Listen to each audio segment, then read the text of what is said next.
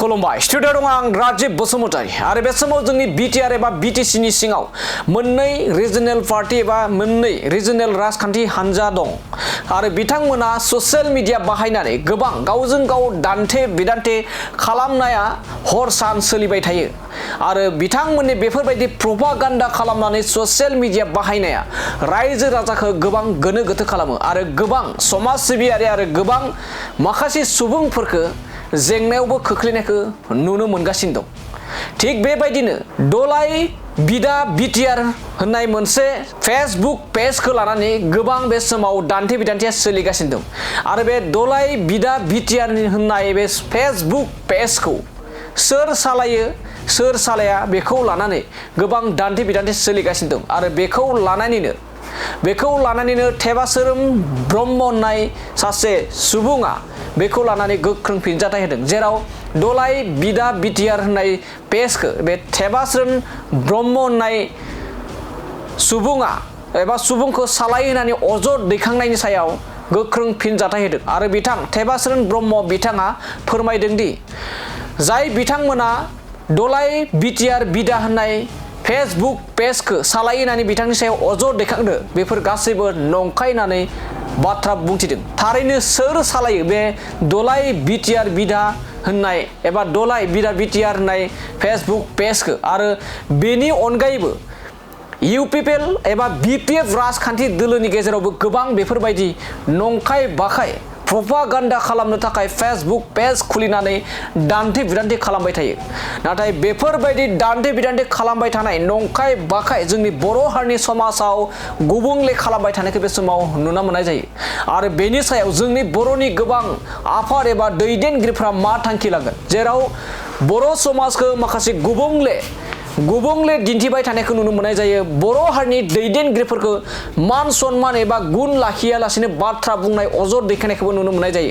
थिग बेबायदिनो दलाय बिदा बिटिआर होननाय फेसबुक पेजनि सायाव जाबायदि अजद दैखांनानै थेबासोरोम ब्रह्म बिथांनि सायाव नंखाय अजद दैखांदों बेखौ लानानै आयेननि राहा लानाय जाबाय एबा केस जाबसिननाय जाबाय होननानै माखासे बिपिएफनि दैदेनगिरि एबा बिपिएफनि मददगिरि बिथांमोना खौरांगिरि मेल लानानैबो गोबां अजद दैखांदोंमोन थेबासोरोम ब्रह्म बिथांनि सायाव। दानिया फैदो बिदिब्ला दलाय बिदा बिटिआर होननाय बे फेसबुक पेजनि सायाव अजद दैखांनानै माबायदि बाथ्रा बुंदों आरो आयेननि राहा लानाय बाथ्राखौ माबायदि फोरमायदों जों थेबासोरोम ब्रह्म बिथांनिफ्राय जों आबुङै खोनासंना लादिनि। खुलुमबाय आं मुस्रि थेबासोरोम ब्रह्म समाजारि बिजों थामहिनबा फेसबुकआव आंखौ दलाय बिदा बिटिआर पेजखौ सामलायो होननानै बिपिएफ आरो बिपिएफ मददगिरि माखासे पेजफ्रा जेरै बांसावबाय थादों बिनि सायाव आङो कर्टआव केस होनाय जाबाय आरो बे पेजफोरखौ जाय पेजफोरजों आंखौ बांसावदों बै पेजखौ सामलायगिरिफोरनि बिथं डिटेल्सखौ बरननायाव माखासे सम लानायलाय केस होनाया एसे गोबाव सम लाबाय आरो जिहेतु गसाइगाव डिस्ट्रिक्ट बिपिएफनि अफिसियेल पेज आरो दतमा ब्लक बिपिएफनि अफिसियेल पेजजों बेखौ आंखौ मुं सोनाय खामानिखौ मावनाय जादों। दा बिथांमोना बबे फोरमानखौ लानानै आंखौ जे बेबायदि बांसावदों बेनि फिननाय नागिरनानै आं कर्टआव एपिल खालामदों आरो कर्टआ निस्सय समबार बा मंगलबारनि गेजेराव दतमा ब्लक बिपिएफनि आफादगिरि आरो गसाइगाव डिस्ट्रिक्ट कमिटि बिपिएफनि आफादगिरिनिसिम निस्सय नटिस हरगोन आरो माखासे फेक पेज आरो थामहिनबा थार्ड पार्टि पेज आरो अफिसियेल पेजनि सामलायगिरि जायफोरखौ आङो दिनै मोननो हादों बिथांमोननिसिमबो कर्टआ निस्सय नटिसखौ हरगोन। दा रायजो राजाफोरनिसिम आं बेखौनो मिथिहोनो लुबैदों आंनि आफाया मोनसे समाव बड'फा उपेन्द्रनाथ ब्रह्मआ बड'लेण्डनि सोमावसारनाय समाव बिथांनि दैदेननाय सोमावसारनायाव दुलाराय बर' फरायसा आफादाव थानानै खामानि मावनाय सासे बिबानगिरिमोन। आबोब जानायनि सिगां आथोब दादोंमोन।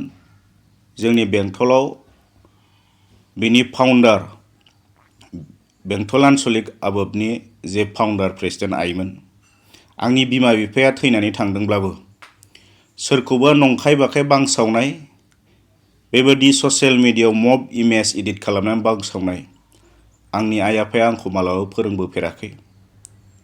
आरो आङो जायफोर आफादफ्राव थानानै खामानि मावबोदों, बे आफादफ्रा डिसिप्लिन मोनसे आफाद।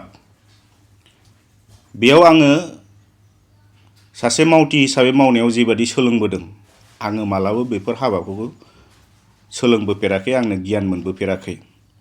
माब्लाबा सोरखौबा सोंखारिनांगौ, सोरखौबा सरकारखौ सोंखारिनांगौ बा अबेबा आफादफोरखौ राजनितिक आफादफोरखौ सोंखारिनांगौ, बे समाव आं थोंजोङै समाजारि बिजोङाव थांनानै बा खौरां बिजोङाव थांनानै आङो जुक्ति भाबै सोंखारिदों।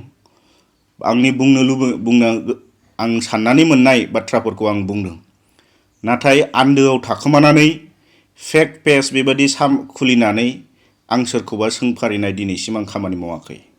दा बेनिखायनो जायफ्रा आंखौ नंखाय बांसावदों, बिथांमोना कर्टआव प्रमान होफैथों जे बे पेजखौ आं सामलायमारो होननानै। दा नोंजों आंजों डिबेट जालायोबाथ' नंगौ नङा जालायगोन। बेनिखायनो आं थोंजोङै कर्टआव बिथांमोना जिहेतु आंखौ बेबादि बांसावदों, कर्टआवनो बिथांमोना बिनि प्रमानखौ होफैथों। आरो प्रमानखौ होनो हायाब्ला बिथांमोननि बिनि फिननायखौ बिथांमोना आयेना जेरैबायदि होगोन बिनि फिननायखौ लानो थाखाय बिथांमोना राजि जानानै थाथों, आं बेखौ खावलायबाय। दा आङो आंनि आखायाव खुनु बेबायदि नंखाय मोनसे पेज गैया, थार्ड पार्टी पेज गैया। आङो जि बाथ्रा बुंगोन खौरां बिजोङाव फैनानै बुंगोन, आरो आंनि टेबास्रोम ब्रह्म नामनि पेज आरो एकाउन्ट बे मोननैजों आं माबा मोनसे भिडिअ खालामनानै पस्ट होनांगौबा होगोन। बाखि आङो दिनैसिमबो सिगाङाव मावाखै, दाबो मावाखै, आरो इयुनावबो बेबादि नंखाय बांसावनाय आं मालाबाबो लोब्बा जाया। आरो बे आंनि गेजेरजों आंनि बिबेगा बेखौ मालाबाबो थिना। बेनिखायनो जायफ्रा आंखौ बेबायदि बांसावदों, बिथांमोना आयेननि फिननायखौ बिथांमोना प्रमान होथों, आरो प्रमान होनो हायाबा बिथांमोना बिनि फिननायखौ होनो थाखाय राजि जानानै थाथों। बेखिनिखौ आङो रायजो राजाफोरनिसिम मिथिहरबाय, बयनिसिमबो मिथिहरबाय। गाज्रि पस्ट खालामनानै होबाय थादों, बिथांमोना जुदि नोंनाव निमाहाफोर बियोब्ला नोंथाङा निमाहा होनो गोसो जायो नामा? अलरेडि बे बिथिङाव आङो आयेननि राहा लाबाय, आयेननि सहाय लाबाय। बेनिखायनो आं कर्टआव आङो गैया, आं नङा होननानै दिनै आङो ओरैनो बुङोब्ला बेखौ रावबो फोथायनायबो नङा। बेनिखायनो नंगौ नङा बेखौ बिजिरनानै होथों होननानै आङो आयेननि आश्रय लादों आरो कर्टआव थोंजोङै थांदों। दा बेयाव निमाहा होनाय होयिया कर्टआसो बिनि आखायावसो थाबाय। आं दिनै जिहेतु कर्टआव थांबाय, बेयाव आङो थोंजोङै निमाहा होनाया आंनियाव थायाखिसै। बेनिखायनो कर्टआ जुदि बिथांमोनखौ निमाहा होयोबा आंहा जेबो बुंनांगौ गैया, मानोना आङो आयेनखौ मानिनानै सोलिग्रा सासे बेक्ति। आरो जुदि कर्टआ निमाहा होआबाथ' आंहाबो बुंनांगौ गैला। बेनिखायनो निमाहा होनाय होयि बे कर्टनि सायाव सोनारना थाबाय। आंनिफ्राय निमाहा बिगोरबाबो आं निमाहा होनाय आं बेखौ मावनो हाया, जिहेतु दा बियो साब जुडिस जानानै थासिबाय। बेनि कर्टआसो मा खालामनांगौ बेखौ खालामसिगोन।